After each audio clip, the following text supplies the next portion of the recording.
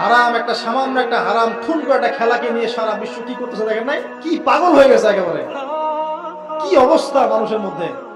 কে খেলে তারও ঠিক নাই, ওই দেশের লোক আমাকে চিনে কিনা তারও ঠিক নাই, নিজের কোনো ব্যক্তিত্ব গায়রত কিছুই নাই।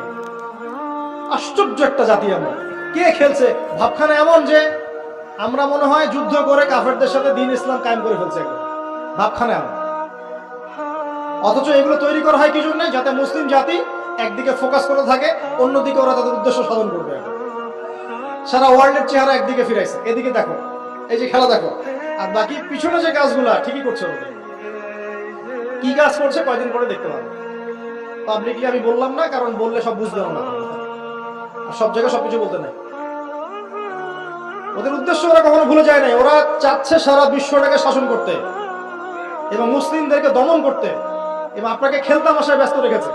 লাচো এখন যুবকদের কোনো হিতাহিত জ্ঞান পর্যন্ত চলে গেছে। এখন হিতাহিত জ্ঞান, তোমাকে এইভাবে চুল কাটতে কে বলছে? তোমাকে এইভাবে চুল কাটতে কে বলছে? এদিকে একদম ছিঁড়ে রেখে দিচ্ছে, এখানে মাঝখানে উঁচা একটা ময়ূরের মতো রেখে দিচ্ছে। মানে এভাবে চুল কাটতে তোমাকে কে বলছে? কে তোমাকে মেসির ফলো করতে বলছে? তোমার জন্য রাসূল সাল্লাল্লাহু আলাইহি ওয়াসাল্লামের বাবরি চুলের সুন্নত নাই? আজীব একটা ব্যাপার। দাড়ি রাখছো, বিরাট কোহলির মতো দাড়ি রাখছো, কেন? রাসূল সাল্লাল্লাহু আলাইহি ওয়াসাল্লামের মতো ছাড়া দাড়ি রাখতে পারো? আশ্চর্য। আমাদের আদর্শ চিন্তা হবে না?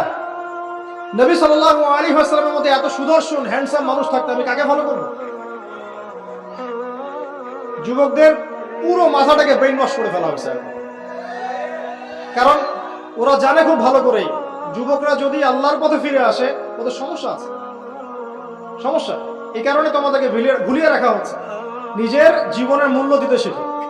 আল্লাহ পাক তোমাদেরকে কি জন্য সৃষ্টি করেছেন এটা বুঝো। শোনো, দুনিয়া যদি চাইতাম আমি অনেক কিছু করতে পারতাম, এই সুযোগ আমার সামনেও ছিল। আমরাও স্বপ্ন দেখেছি একসময়, পাবলিকলি এটা বলেই ফেলছি। আমরা একসময় স্বপ্ন দেখেছি বাংলাদেশ ক্রিকেট টিমের ওপেনিং ব্যাটসম্যান হবে, সবাই আমাকে চিনবে, সবাই আমার পোস্টার লাগাবে ঘরে ঘরে, সবাই আমার কাছে অটোগ্রাফ নিতে আসবে, ছবি তুলবে, ইত্যাদি ইত্যাদি। যখন থেকে দিন বুঝেছি, আলহামদুলিল্লাহ একদিনও পিছিয়ে ফিরে তাকাইনি। আলহামদুলিল্লাহ এখনো মানুষ শুধু ছবি তুলছে, আমাদের সাথে তুলতে চাচ্ছে, অটোগ্রাফ চাচ্ছে, একই বিষয়। এখন আমি আরো অ্যাভয়েড করছি জিনিসগুলোকে। নিজেকে চিনতে শিখো। আল্লাহ রাব্বুল আলামিন তোমাকে আমাকে সৃষ্টি করেছেন, আল্লাহ পাক আমাদের হাতে এই দিনের বিজয় দেখতে চান। আল্লাহ পাক চান যেন আমরা আল্লাহর দিনটাকে পালন করি, প্রচার করি, প্রসার ঘটাই। ইনশাআল্লাহ এক সময় দিন প্রতিষ্ঠা হবে। আমরা যদি খেলতামাশায় মত্ত থাকি তাহলে দিনের প্রচার কে করবে, প্রসার কে করবে? আর সব কি ওলামায়ে কেরামের দায়িত্ব? সাধারণ মানুষের কোনো দায়িত্ব নাই? সবাই এখন এই যে ডক্টর হতে চান, ইঞ্জিনিয়ার হতে চান, ভালো কথা, হন। এবং সবসময় দেখা যায় আলেম ওলামাদের সবার ভুল ধরার চেষ্টা করতে থাকেন। আপনি নিজে আলেম হচ্ছেন না কেন? তাহলে আপনি নিজে আলেম হন না কেন? নিজে একজন মুফতি হচ্ছেন না কেন? নিজে একজন মুহাদ্দিস হচ্ছেন না কেন? এতই যদি ভুল ধরতে পারে অনলাইনে, আপনি নিজে একজন আলেম হয়ে দেখান না কেন? তারপর দুটো কথা বলেন জাতির সামনে, দেখেন মানুষ কিভাবে রিসিভ করে। কত সহজ এই কাজটা। নিজে কিছু করছেন না, সারাদিন মানুষের পিছনে লেগে আছে। দেখবেন কিছু মানুষ আছে এই মুসলিম সমাজের মধ্যেই, আমি তো লম্বা করে ফেলছি হয়তো বা, মুসলিম সমাজের মধ্যেই কিছু মানুষ ইসলামের লেবাস পোশাক পরেই আছে, কিন্তু এরা মুসলিমদেরকে ছোটখাটো বিষয়ে ব্যস্ত রেখেছে।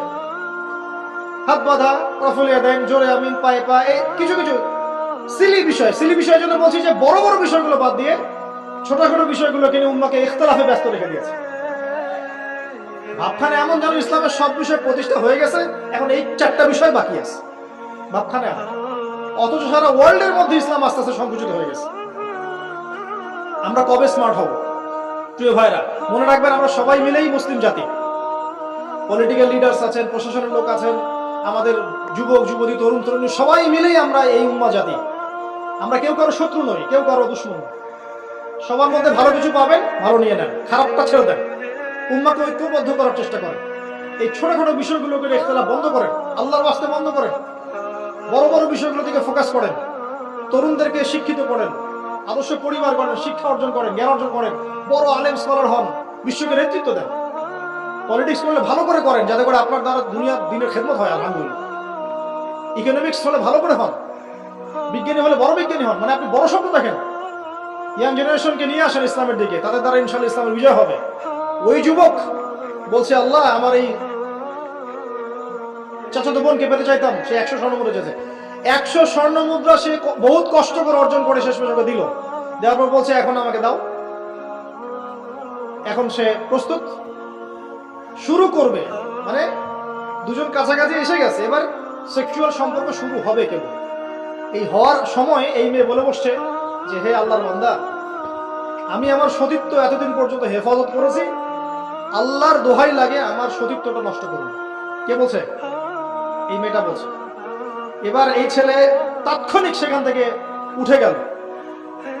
হাদিসে এমন শব্দ এসেছে যে সেই ছেলে ওই মেয়ের মানে মাঝখানে বসে পড়েছে, ওখান থেকে সে উঠে গেল। উঠে স্বর্ণমুদ্রাও নিল না, স্বর্ণমুদ্রা রেখে দিয়ে সে আল্লাহর ভয় সেখান থেকে উঠে চলে আসলো, জেনা করলো না। সে বলছে আল্লাহ ওই কাজটা যদি আমি তোমার ভয় করে থাকি, তুমি যদি জানো, আজকে এই পাথরটা এখান থেকে সরিয়ে দাও আল্লাহ। আল্লাহ পাক সেই পাথরটা পুরো সরিয়ে দিলেন। চাক্ষুষ মৃত্যুর হাত থেকে আল্লাহ পাক বাঁচালেন কোন ওসিলায়? জেনা থেকে দূরে থাকার ওসিলায়। প্রিয় যুবক ভাই এবং যুবতীদেরকে বলবো, চারিত্রিক পবিত্রতা হেফাজত করেন, আল্লাহর ওয়াস্তে নিজের জীবনটাকে পবিত্র করেন, দিনের ইলম অর্জন করেন, বেশি বেশি আমল করেন, ভালো কাজে ব্যস্ত থাকেন, সমাজ কল্যাণমূলক কাজ করেন, বেশি ভালো কাজে ব্যস্ত থাকেন, খারাপ সার্কেলের সাথে মিশিয়েন না, ভালো সার্কেলে মিশেন, আলেম ওলামার সাথে সম্পর্ক রাখেন, মাদ্রাসার সাথে একটু যোগাযোগ রাখেন, দিনী হালাকাগুলোয় বসেন, এই অহেতুক ফাহেসা কাজগুলোতে সময় নষ্ট করেন না, কোরআন তেলাওয়াত করেন বেশি বেশি করে, দিনী বইপত্র পড়েন, এই যে ভ্রাম্যমাণ লাইব্রেরিগুলো আছে না, বই পড়েন। আমি বলছি না শুধু ইসলামিক বই পড়তে হবে আপনাকে, আপনি অর্থনীতির বই পড়েন, সমাজ বিজ্ঞানের বই পড়েন, রাষ্ট্রবিজ্ঞানের বই পড়েন, জিওপলিটিক্যাল বইগুলো পড়েন, কোরআন সুন্নাহ তো পড়বেনই, শিক্ষিত হন ইনশাআল্লাহ তাআলা। আজ হোক আর কাল হোক আমরা বিশ্বাসী, ওই যে যুগটা ছিল, যে যুগে মুসলিমরা সারা বিশ্ব দাপটের সাথে দাপিয়ে বেরিয়েছে আর কি, প্রত্যেকটা ডিপার্টমেন্ট মুসলিমরা রুল করেছে, ইনশাআল্লাহ আবারও সেই সময় ফিরে আসবে ইনশাআল্লাহ। আমরা বিশ্বাস করি আল্লাহ রাব্বুল আলামিন তার রাসূলের মাধ্যমে জানিয়েছেন যে ফিতনাময় পরিবেশটা চিরস্থায়ী হবে না। এখন হয়তো ফিতনা চলছে, কিন্তু এরপরে আসবে ইনশাআল্লাহ তাআলা আল মাহদির যুগ, কার যুগ?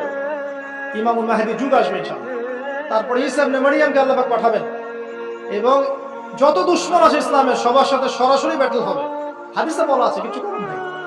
এবং সেই যুদ্ধগুলোতে মুসলিমরা জিতবে ইনশাআল্লাহ। তারপরে সারা বিশ্বে ইসলামী খেলাফা কায়েম হবে ওই জেরুজালেম থেকে ইনশাআল্লাহ।